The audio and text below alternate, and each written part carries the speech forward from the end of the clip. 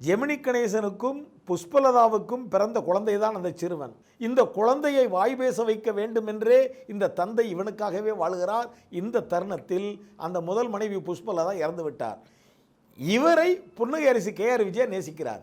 KR Vijaya இந்த சிறுவன் மீது அவரும் தன் உயிரை வைத்திருக்கிறார். இந்த பையனும் KR விஜயா மீது பிரியம் கொண்டிருக்கிறார். இப்படியாக KR விஜயாவுக்கு ஜெமினி கணேசன் மீது காதல், ஜெமினி கணேசனுக்கோ அந்த மனைவி புஷ்பலதா இருந்த இடத்தில் வேறு எவரையும் நினைத்து பார்க்க முடியாத ஒரு நிலை, மகன் மட்டுமே கூறி இப்படியாக படம் அற்புதமாக உருவாக்கப்பெற்றது.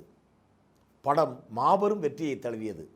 இந்த படத்தில் என்ன புதுமைன்னா, காதல் மன்னன் ஜெமினி கணேசன் என்றாலே அந்த படத்தில் காதல் பாடல் இருக்கும். ராமு படத்தில் இவருக்கு காதல் இல்லை. ஆக இதுவே அந்த படத்தில் ஜெமினி கணேசனுக்கு வேறு மாதிரியான ஒரு தோற்றத்தை கொடுத்து, அவருக்கு ஒரு முக்கியத்துவத்தை கொடுத்து, மக்கள் மத்தியில் ஒரு மாறுபாடான பெரிய பெயரை தக்க வைத்தது. சரி, அது மட்டும் இல்லை, ஜெமினி கணேசன் என்றாலே ஆரம்பத்தில் AM ராஜா தான் பாடல் காட்சிக்கு குரல் கொடுப்பார். பின்பு பிபி ஸ்ரீனிவாசாக மாறியது.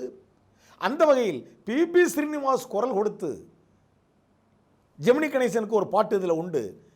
நிலவே என்னிடம் நெருங்காதே, நீ இருக்கும் இடத்தில் நான் இல்லை.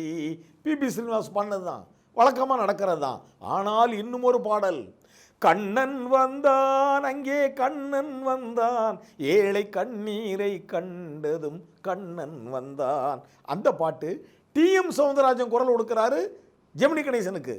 இதெல்லாம் சரியாக வருமா என்றெல்லாம் கூட பேசிக்கொண்டார்கள்.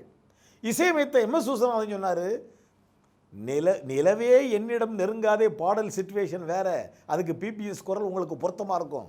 ஆனால் இந்த பாட்டு அங்கே நாகையா சீர்காழி கோவிந்தராஜன் குரல் எடுத்து பாடுகையில் இங்கே உங்களுக்கு TMS குரல் கொடுத்தா தான் அந்த வாய்ஸும் இந்த வாய்ஸும் மேட்ச் ஆகும். ஜெமினி கணேசன் அவர்களே கவலைப்படாதீங்க, இந்த பாட்டு ரொம்ப நல்லா வரும்னு சொல்லி MSV அவர்கள் கன்வின்ஸ் பண்ணி அப்படியா சரி என்று TMS குரல் கொடுக்க ஒத்துக்கொண்டார். ஜெமினி கணேசன் TMS குறைச்சி மதிப்பிடலை. இதுவரைக்கும் என் வாய்ஸுக்கு அவர் கொடுக்கலையே, பெரும்பாலும் PPS தானே கொடுப்பாரு, அதைத்தானே மக்கள் எதிர்பார்ப்பாங்க என்று தான் சொன்னார்.